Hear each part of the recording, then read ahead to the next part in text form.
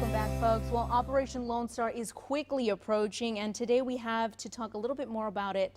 We have Joanna Lozano and Leonel Villa Jr. So thank you so much for coming to the show and joining us today. Thank you for having us. Thank you for having us. Yeah, so Operation Lone Star, let's get a little backstory. I mean, it sounds like something, that y'all are dedicated a lot of time to.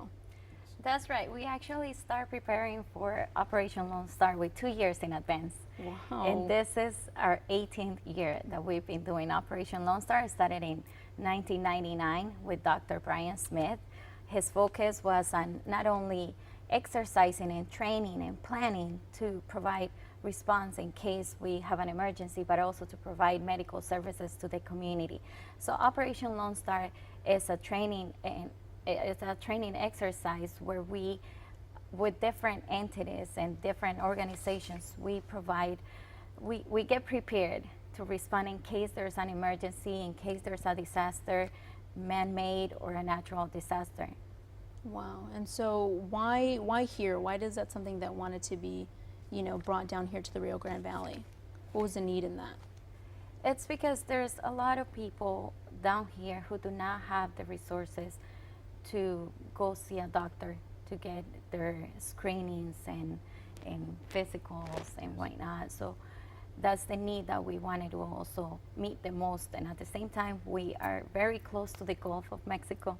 So we need to prepare every year and to respond to those emergencies that, God forbid, can happen, Exactly. And so you say you start planning 2 years in advance. So why That's 2 right. years? Why does it take 2 years? I mean, how involved is this, The involvement, you want to talk about the involvement? Well, the involvement it's an extreme involvement because in a disaster planning exercise, we're not only talking about routing people, we're talking about kind of like the schematic of how you will move people, but we're also talking about security.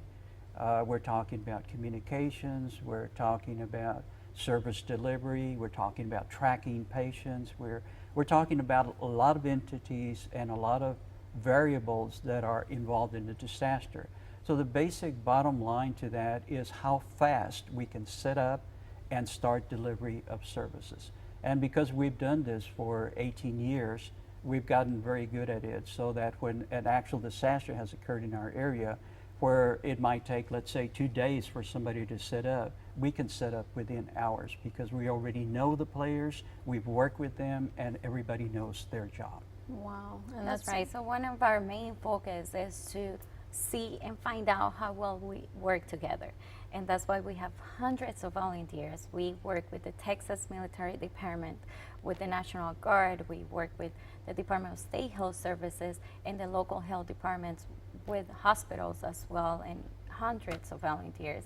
And we need to respond to those disasters and be able to communicate, like Leo was saying.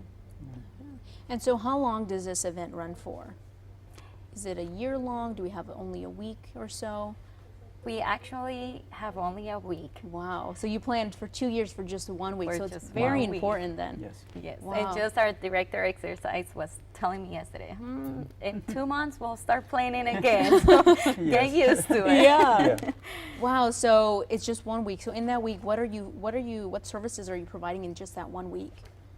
Right, great question. We will be having immunizations for children, and we also have the meningitis vaccine, which is very important for those kids who are ready to go to college, because that's one of the most expensive ones, and we will be providing it for free. Yeah. We'll also have diabetic screenings, blood pressure screenings, hearing and vision screenings, sports physicals, and at certain locations we'll have dental services and vision exams. Wow. In just 1 week. And so all this is free of charge then? Yes. Wow, that's fantastic. And so how do you all make that happen? How do you guys are able to provide such free services to, hundreds of people? It is basically through collaborations. We collaborate with a lot of entities, as Joanna has already mentioned, but also like to include the school systems. The school systems have a charge for disaster preparedness. And all of the sites that we are currently working in have to do with school systems. Okay, most of them are high schools.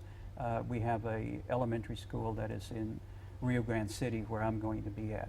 So it provides the school personnel an opportunity to train in actual real time in delivery of services and preparation. So that the bottom line to everything has always been cooperation and collaborations and partnerships. Definitely. And tell us a little bit more about your involvement with Operation Lone Star.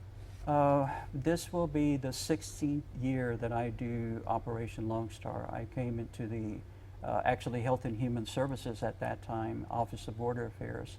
And 2 years on, I started helping Dr. Smith and at that time Ramiro Gonzalez, okay, who were the ones who primarily set up Operation Lone Star.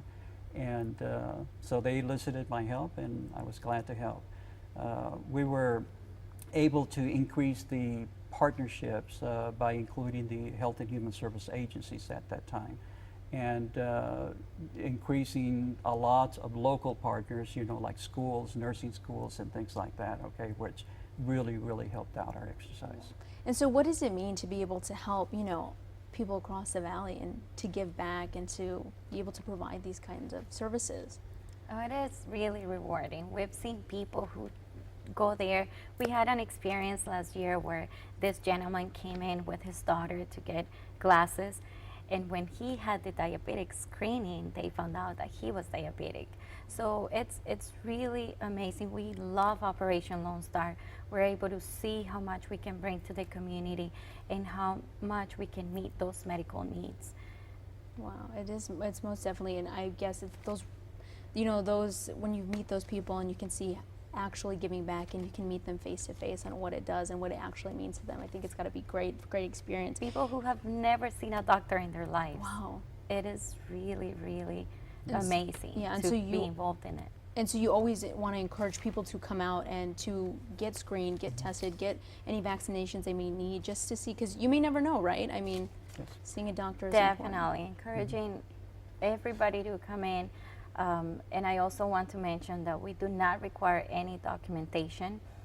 Our military there is basically just to prepare themselves. We're just working together. They are actual doctors. We're not there to check any documentation whatsoever. If they have their immunization records, they can bring them. If they have a list of medication that they're taking, they can bring those as well. But if not, just bring a lot of patience because of the Yes. lines. It takes a little while to get through sometimes. Well, definitely, but you know what? At the end of the day, it's going to be all worth it. So just that little time, maybe it may save a life. You know, if somebody didn't know Oh, that they yes. were sick.